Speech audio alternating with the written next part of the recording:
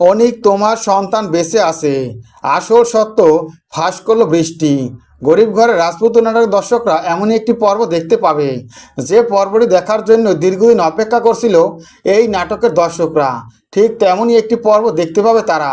তারা সবসময় চাইতো অনিক মেঘলার সন্তানটা যে জীবিত আছে সেটা জানতে পারুক তারা। এমনকি সেই সন্তানটাকে নিয়ে আবার নতুন করে সংসার শুরু করুক অনিক ও মেঘলা। মেঘলা মহা বিপদে পড়ে। যে বিপদ থেকে রক্ষা পাওয়ার জন্য একমাত্র উপায় হলো অনিক।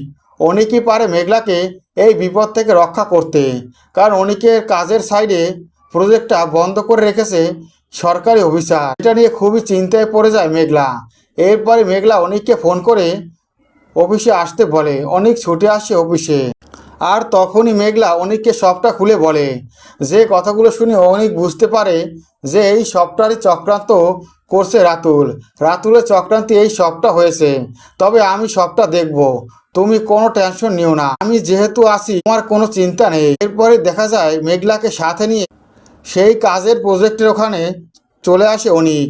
অনিককে দেখে খুবই ভয় পেয়ে যায় ওই সরকারি কর্মকর্তা, কারণ এর আগে অনিকের মুখোমুখি হয়েছে সে। সে বুঝে গেছে অনিক যখন এখানে এসেছে তখন আর তার কিছু করার থাকবে না। অনিক বুঝে শুনি এখানে এসেছে। এরপরই অনিক অফিসারকে বলে কেন কাজটা সে বন্ধ করে রেখেছে। যে কথা শুনে অফিসার বলে, রাতুল আমাদেরকে যা বুঝিয়েছে আমরা সেটাই বুঝেছি। রাতুলের কথাই আমরা কাজটা বন্ধ করে রেখেছি।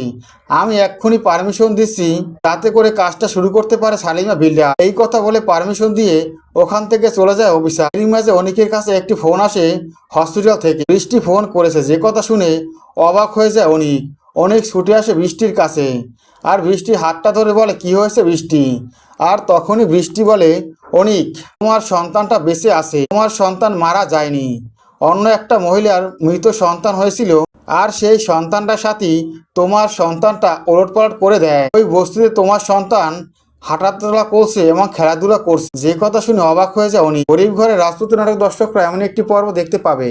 গরিব ঘরের রাজপুত্র নাটকের পরবর্তী আপডেট পাওয়ার জন্য আমার চ্যানেলটি সাবস্ক্রাইব করে বেল আইকন অন করে রেখো। ধন্যবাদ।